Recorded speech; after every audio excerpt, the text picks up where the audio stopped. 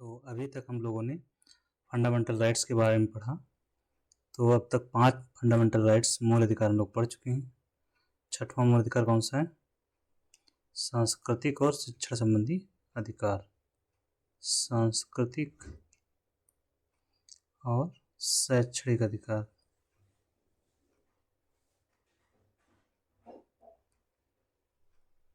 Cultural and educational rights. इससे पहले हम लोगों ने 5 अधिकार पढ़े अंडर द हेडिंग मूल अधिकार, क्योंकि हम लोगों का टॉपिक कौन चल रहा है अभी? मूल अधिकार चल रहा है। तो मूल अधिकार कहाँ से लिए गए हैं? अमेरिका से लिए गए हैं। भारत में मूल अधिकार कौन से भाग में वर्णित हैं? भाग 3 में। कुल कितने अधिकार हैं? अभी कुल कितने अधिकार हैं? अभी अधिकार हैं कुल 6। ये हम लोग 5वां पढ़ने जा रहे हैं। कुल कितने अधिकार हैं? 6 वर्तमान में। पहले कितने थे? पहले थे 7 अधिकार। पहले 7 थे तो कौन माइनस कौन हुआ? माइनस हुआ है आपका संपत्ति का अधिकार। संपत्ति का अधिकार, राइट टू प्रॉपर्टी। कौन से संशोधन से ये माइनस हुआ है, मतलब छीना गया या कम हुआ? 44वां संशोधन। कभी कभी ये सारे क्वेश्चंस पूछे जाते हैं जितने मैंने भी लिखे हैं। कभी कभी इसका एक ईयर भी आता है, तो 44वां संशोधन 1978। ठीक है, तो मूल अधिकार के बारे में इतना हम लोगों ने सोचा, पढ़ चुके हैं। 6 जो अधिकार हम लोगों ने पढ़ा उनमें से नेमिंग अगर हम करते हैं, पहला है आपका समानता का अधिकार, दूसरा स्वतंत्रता का। अब तक तो आप लोग याद कर लिए होंगे, और याद करते चलेंगे तो आपको एग्जाम में बहुत ही फायदा रहेगा, क्योंकि जितना मैंने अभी लिखा है इसी में से क्वेश्चंस आते हैं। समानता हो गया, स्वतंत्रता होगा, अधिकार हो गया। इसके बाद आता है शोषण के विरुद्ध। शोषण के विरुद्ध। चौथा है आपका धार्मिक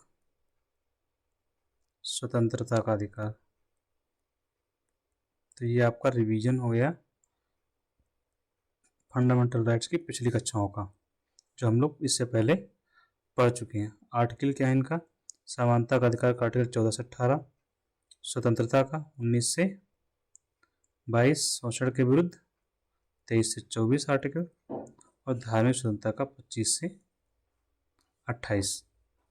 तो इतना हम लोग पढ़ चुके हैं, ये हम लोग पढ़ चुके हैं। आज हम लोग देखेंगे 5वां आपका मौलिक अधिकार, इसका अनुच्छेद कौन सा है?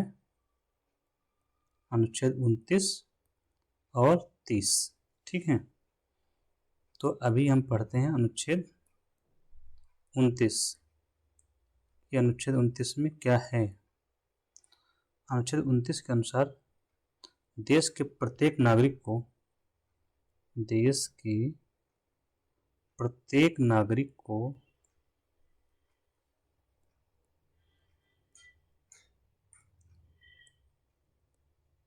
अपनी भाषा, लिपि और संस्कृति को, अपनी 3 चीजें हैं। पहले तो भाषा, दूसरा लिपि और संस्कृति को बनाए रखने का अधिकार होगा। बनाए रखने का अधिकार।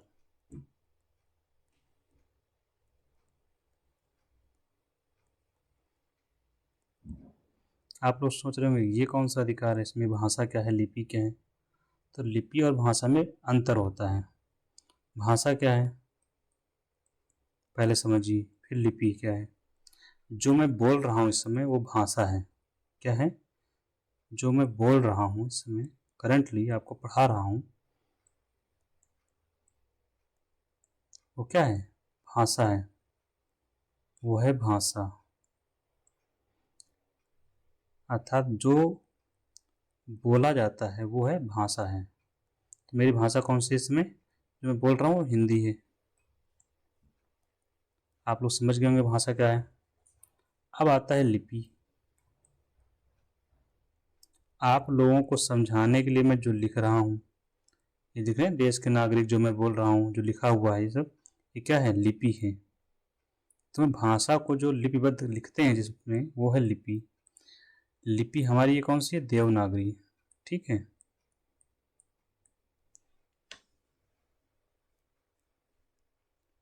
ठीक है, देवनागरी लिपि हो गई। ऐसे ही भाषा जैसे हमारी संस्कृत है, उसकी लिपि भी देवनागरी ही है। जैसे आपकी भाषा अगर जो मोस्ट फैमिलियर है, एक पंजाबी, इसकी लिपि कौन सी है, गुरुमुखी लिपि है। भाषा पंजाबी है और लिपि गुरुमुखी है।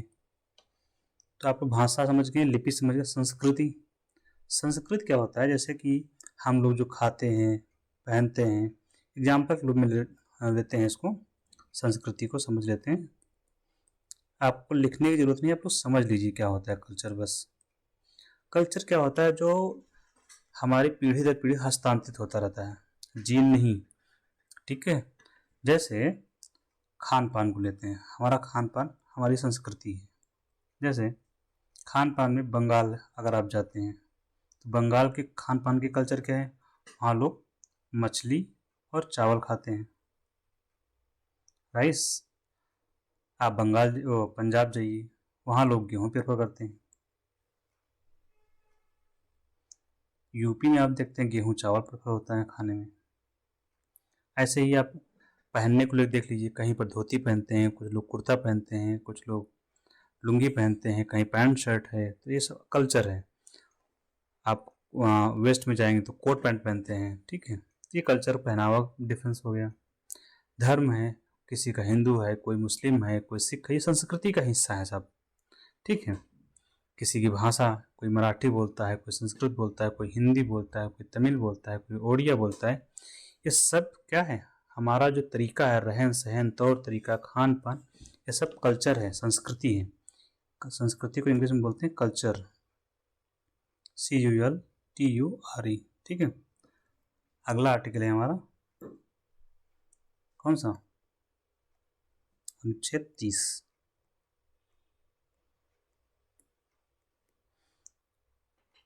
तो ये अधिकार अनुच्छेद 30 का जो है अल्पसंख्यकों से जुड़ा हुआ अधिकार है।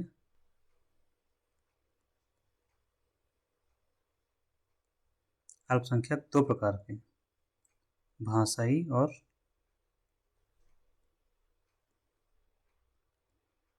धार्मिक। अल्पसंख्यकों को कौन सा अधिकार होगा, अपनी पसंद का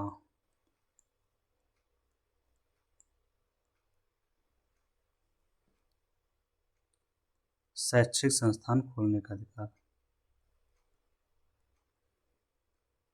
शैक्षणिक संस्थान खोलने का अधिकार। ठीक है, खोलने का, उसके बाद उसको एडमिनिस्टर करने का, प्रशासन का।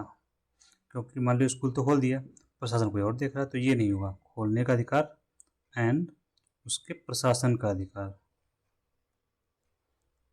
इसका एग्जाम्पल अगर आप लोग देखते हैं, तो अभी वर्तमान में AMU का मामला सामने आया है, अलीगढ़ मुस्लिम यूनिवर्सिटी का, जो माइनॉरिटी स्टेटस था, उसको लेकर सुप्रीम कोर्ट में जजमेंट आया अभी पिछले हफ्ते, वो आप लोग देख सकते हैं, जो इसी से जुड़ा हुआ है, आर्टिकल 30 क्लास 1 का। ठीक है, तो हमने आपके 5 राइट्स खत्म कर दिए हैं। अब बचा है लास्ट राइट्स। कौन सा लास्ट राइट है, संवैधानिक उपचारों का अधिकार। संवैधानिक उपचारों का अधिकार, ये हम लोग खत्म कर लेंगे। इसके बाद हम इस पर आधारित क्वेश्चंस को करेंगे। इंग्लिश में क्या होगा, right to constitutional remedy. Right to constitutional constitutive remedy, ये कौन से अनुच्छेद में है? ये है अनुच्छेद 32। केवल अनुच्छेद 31 जो है वो हटा दिया गया है। कुछ आर्टिकल्स हैं लेकिन 31 हट गया है मेनली।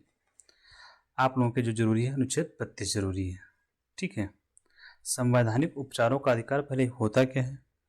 मान लीजिएगा आपको जो फंडामेंटल राइट्स प्राप्त हैं 5, उसमें से समानता का अधिकार, शोषण का अधिकार, किसी एक को एग्जाम्पल के रूप में लेते हैं। मान लीजिए कोई आपको बोलने का अधिकार प्राप्त है जो आर्टिकल 19 में है, अभिव्यक्ति और वाक्य की वाच स्वतंत्रता। तो आप कुछ कह रहे हैं, सरकार की आलोचना कर रहे हैं या किसी भी मुद्दे पर आपने कहा, सरकार को बुरा लगा, वो आपको गिरफ्तार कर ली। सरकार को बुरा लगा और वो आपको गिरफ्तार कर लिया। अब आपके पास क्या रेमेडी है? आप क्या करोगे? तो आपके पास ये अधिकार है कि अगर आपको सरकार गिरफ्तार करती है तो आप तुरंत जाइए सुप्रीम कोर्ट, और कौन से आर्टिकल के तहत जाएंगे? यही आर्टिकल अनुच्छेद 32 के तहत। और सुप्रीम कोर्ट इसी आर्टिकल के तहत अनुच्छेद 32 की जो पावर है, अनुच्छेद 32 का जो पावर है वो आपका अधिकार है कि अगर कोई आपके अधिकार छीनता है तो भी आपके पास ये अधिकार है कि उसकी रक्षा करने के लिए आप जा सकें सुप्रीम कोर्ट, और सुप्रीम कोर्ट आपके वो अधिकारों को क्या करेगा? बहाल करेगा, रिस्टोर करेगा।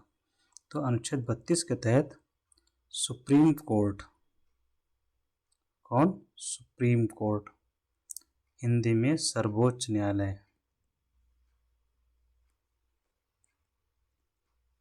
सर्वोच्च न्यायालय या उच्चतम न्यायालय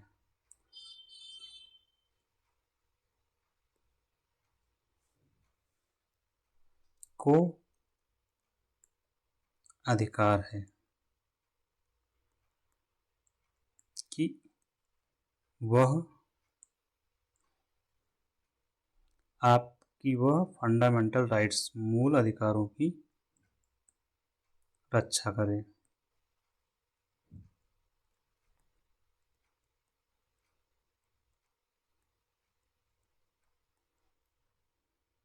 ठीक है। तो मूल अधिकारों की रक्षा करेगा। इसी मूल अधिकारों की रक्षा कौन करता है? सुप्रीम कोर्ट करेगा। इसीलिए सुप्रीम कोर्ट को मौलिक अधिकारों का संरक्षक कहा जाता है। मौलिक अधिकारों का संरक्षक, custodian of the fundamental right. क्यों? क्योंकि वो मूल अधिकार या मौलिक अधिकारों की सुरक्षा करता है। आपकी मौलिक अधिकारों का संरक्षक कहा जाता है, कहा गया है। किसे? सुप्रीम कोर्ट को। एससी आप लोग समझ लीजिएगा, सुप्रीम कोर्ट मैं लिख भी दे रहा हूँ, सर्वोच्च न्यायालय। आप लोग कहाँ तक समझेंगे, है ना? तो हमने ये लिख दिया। अब आपसे क्वेश्चन अगर पूछा जाता है कि मौलिक अधिकारों का संरक्षक किसे कहा जाता है, तो आप बताएंगे सुप्रीम कोर्ट को कहा जाता है। एक बात और जरूरी है, इस आर्टिकल को राइट टू कॉन्स्टिट्यूशनल रेमेडी जो अधिकार है आपको, इसे ही संविधान की आत्मा कहा है। इसे संविधान की आत्मा कहा गया है। ये भी क्वेश्चन खूब पूछा जाता है, कौन से अधिकार को संविधान की आत्मा कहा जाता है, किसे संविधान की आत्मा के रूप में संबोधित किया गया है और किसने किया कहा है? तो डॉक्टर भीमराव अंबेडकर जी ने कहा है। डॉक्टर अंबेडकर जी ने। अब आपके पास यहाँ से जो क्वेश्चंस आते हैं, आर्टिकल 32 भी पूछा जाता है। क्या है? कस्टोडियन ऑफ फंडामेंटल राइट या मौलिक अधिकारों का रक्षक या संरक्षक किसे कहा जाता है, और संविधान की आत्मा किसे कहा गया है। ठीक है। संविधान की आत्मा एक तो इसे कहा गया है, एक और कहा गया है संविधान की आत्मा प्रस्तावना को भी कहा है, लेकिन वो सुप्रीम कोर्ट ने अपने एक जजमेंट में कहा है। तो जब कभी आता है कि संविधान की आत्मा किसे कहा जाता है, तो आप यही लगाएंगे संवैधानिक उपचारों का अधिकार। अम्बेडकर जी की बात जब आएगी, अगर ये नहीं लिखा हुआ है तब आप प्रस्तावना लगाएंगे, ठीक है।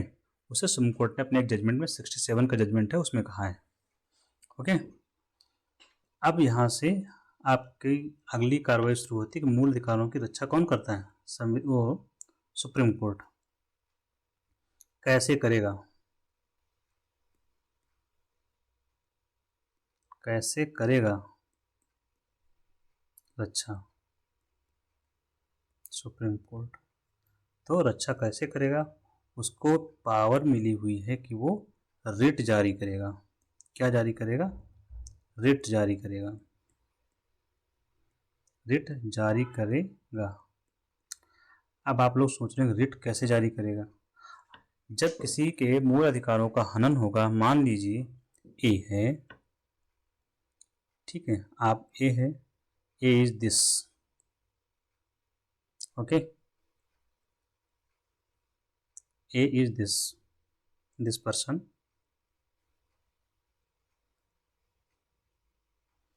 ठीक है, इसके फंडामेंटल राइट्स का हनन होगा। कैसे, फंडामेंटल राइट हनन हुआ, कैसे,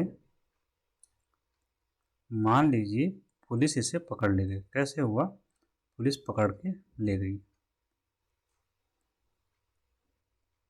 कुछ किया नहीं था, बस पुलिस ने देखा इसको, गांव आई और पकड़ ले गई, ठीक है। ये एक्स वाई जेड कोई नाम न ले लीजिए, पकड़ ले गई। अब पता लगता है उसका, जब घर वाले पता करने गए तो थाने में उसका पता ही नहीं चला, थाने में पता नहीं चला कि है कि नहीं है मिस्टर ए, पता नहीं चला मिस्टर ए का। अब क्या करोगे, थाने में पुलिस तो ले गए उठा के, लेकिन थाने में है नहीं, थाने वाले कुछ बता नहीं रहे क्या हुआ क्या नहीं हुआ मिस्टर ए का। अब आप क्या करोगे, आप क्या करोगे मतलब आपकी फैमिली क्या करेगी। आप तो गिरफ्तार होकर चले गए, अब आपकी फैमिली या आपका परिवार, आपके मित्र जो भी हैं, आपका परिवार पिटीशन दाखिल करेगा। पिटीशन क्या होता है, याचिका, पिटीशन, पिटीशन पेपर आपके जो ग्रीवांस है कि भाई एक उठा के ले गए हमको पता नहीं चल रहा है, पिटीशन दाखिल करोगे कहाँ, सुप्रीम कोर्ट में, SC, ठीक है, सुप्रीम कोर्ट में दाखिल। अब सुप्रीम कोर्ट क्या करेगा, रिट जारी करेगा। रिट होता है आदेश, एक प्रकार का आदेश जारी करेगा। किसको, आदेश जारी होगा पुलिस को। कौन से पुलिस, जो पुलिस पकड़ के ले गई आपके क्षेत्र की, ठीक है। और उसे कहेगा कि जो व्यक्ति आप अरेस्ट करके ले गए हैं उसको पेश किया जाए, पेश करे कोर्ट में। फिर कोर्ट निर्णय करेगी कि गिरफ्तारी ठीक हुई है कि नहीं ठीक हुई है। तो इस तरह से रिट जारी करने का जो प्रोसेस है हमने आपको समझाया कैसे होगा। एक एग्जाम्पल लिया, पुलिस पकड़ के ले गई का, ठीक है, कोई अपराध हुआ नहीं है यहाँ पर, बट पुलिस ले गई थी। अब कोर्ट तय करेगी कि अपराध हुआ था या नहीं, तो रिट जारी करेगा। तो यहाँ पर क्वेश्चन ये उठता है, रिट कौन सी रिट जारी होगी, अर्थात रिट कई प्रकार की होती हैं, तो रिट के प्रकार क्या हैं, मतलब कौन सी रिट कोर्ट जारी करेगा, इसके प्रकार हैं। आप ये रिट जो आपकी ली गई हैं ये ब्रिटेन से ली गई हैं, ब्रिटेन से ली गई, यूके से। जैसे फंडामेंटल राइट्स कहाँ से लिए गए हैं, अमेरिका से। रिट कितनी हैं, रिटें हैं 5। ये क्वेश्चन बहुत आता है कि रिट कितने प्रकार की होती हैं, तो आपको बताना है रिटें 5 प्रकार की होती हैं, ठीक है। पहला प्रकार कौन सा होगा, तो पहला लिखते हैं हम लोग परमादेश, इंग्लिश में मैंडेमस। दूसरा है अधिकार प्रच्छा, आज हम लोग फंडामेंटल राइट खत्म कर देंगे, ठीक है। अधिकार प्रच्छा, क्यों वारंटो। तीसरा होगा प्रतिषेध, प्रोहिबिशन।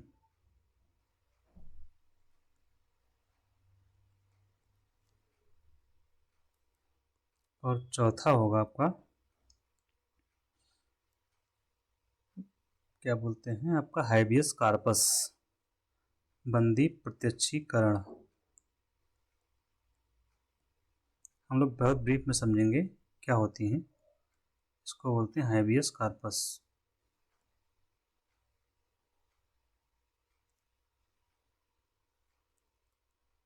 और एक और रेट बची आपकी उत्प्रेषण। सर्स्योरारी, ठीक है। अब हम एक एक प्रकार के रेट जो है ऊपर से लेते जाते हैं और पढ़ते जाते हैं क्या है क्या नहीं है। ब्रीफ में हम लोग समझते जाएंगे, ठीक है। पहली है आपकी पहली है आपकी परमादेश।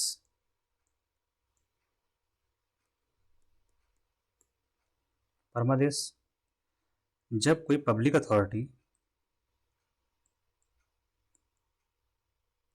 जब कोई सरकारी सेवक, सार्वजनिक सेवक अपने कर्तव्यों का निर्वहन नहीं करता है, अपने कर्तव्यों का पालन नहीं करता है।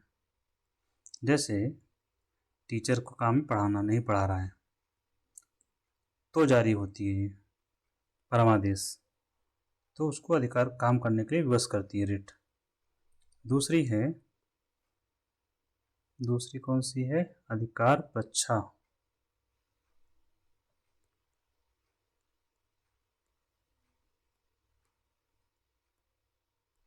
अधिकार प्रच्छा परमादेश में आप समझिए परम धन आदेश, ठीक है, मैंडेमस। अधिकार प्रच्छा क्यों वारंट हो? अधिकार प्रच्छा किस प्राधिकार से, इसका मतलब होता है किस प्राधिकार से। प्राधिकार मतलब होता है authority. By what authority? By what authority अर्थात जब कोई व्यक्ति अपने पद पर गैरकानूनी तरीके से बना रहता है तब ऐसे में कोर्ट उससे पूछती है कि बाय व्हाट अथॉरिटी आप किस प्राधिकार से अपने पद पर बने हुए हैं, ठीक है। तो वो उसका जवाब देता है और जवाब ठीक है तो उसको पद सुप्रीम कोर्ट या हाई कोर्ट बना रहने देगा, अगर नहीं है तो उसको हटा देगा, उस पद से मुक्त कर दिया जाएगा। तीसरा है प्रतिषेध।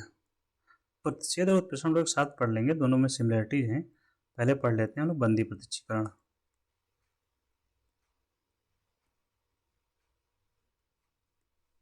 इसको बोलते हैं हैबियस कार्पस।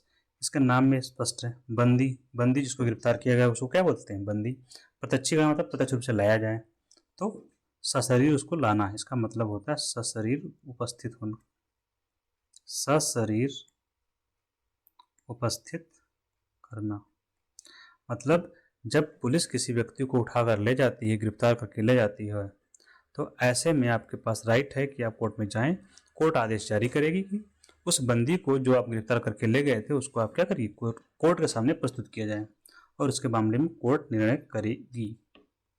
अगर अपराध होगा तो ठीक है उसका निर्णय होगा, नहीं होगा तो उसे मुक्त कर दिया जाएगा कोर्ट के द्वारा।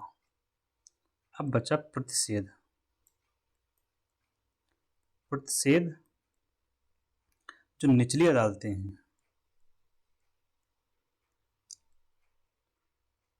उनको जब वे निचली अदालतें अपने क्षेत्र से, अपने अधिकार क्षेत्र से बाहर काम करने लगती हैं, अपने अधिकार क्षेत्र से बाहर काम करने लगती हैं तो ऐसे में जारी किया जाता है और काम करने पर जारी होता है, उच्च अदालतों द्वारा, हाई कोर्ट या सुप्रीम कोर्ट के द्वारा या सुप्रीम कोर्ट द्वारा। और मामले को क्या करते हैं, अपने पास मंगा लेते हैं। पांचवी है उत्प्रेषण। यह भी दोनों में सिमिलरिटी प्रतिषेध और उत्प्रेषण में है कि इन निचली अदालतों के खिलाफ जारी किए जाते हैं उच्च अदालतों के द्वारा, ठीक है, दोनों में। इसमें भी वही होता है, लेकिन ये डिसाइडेड मामलों में जारी होता है, जो निर्णय हो चुका है, निर्णय हो चुके मामलों में जारी होता है, जो अंतर है। इसीलिए इसको डेड रेट बोला जाता है। डेड रेट करके नाम है, डेड रेट ही लिख लीजिए आप लोग। तो आप लोगों को पांचों रेट्स हम लोगों ने देख लिए क्या होती हैं, ठीक है। अब इसके बाद हम लोग अगले क्लास में इसका जो अभी तक क्वेश्चंस आए हैं, तो हम 10-15 क्वेश्चंस देखते हैं हम लोग जो प्रीवियस ईयर्स के, उनको कर लेंगे, फिर हम लोग डीपीएसपी की ओर बढ़ेंगे, ठीक है। और बाकी बचे हुए क्वेश्चंस आप लोग उसमें देख सकते हैं, जो प्ले लिस्ट में आर ओ के क्वेश्चंस पड़े हुए हैं उसमें भी आपको मिल जाएंगे। इसके जो क्वेश्चन है पॉलिटी के पहली या दूसरी क्लासेस में होंगे एटलीस्ट, तो आप लोग वहाँ से कर लेंगे और आपके लिए सुविधाजनक भी रहेगा। हम भी यहाँ पर कुछ ना कुछ करेंगे यहाँ।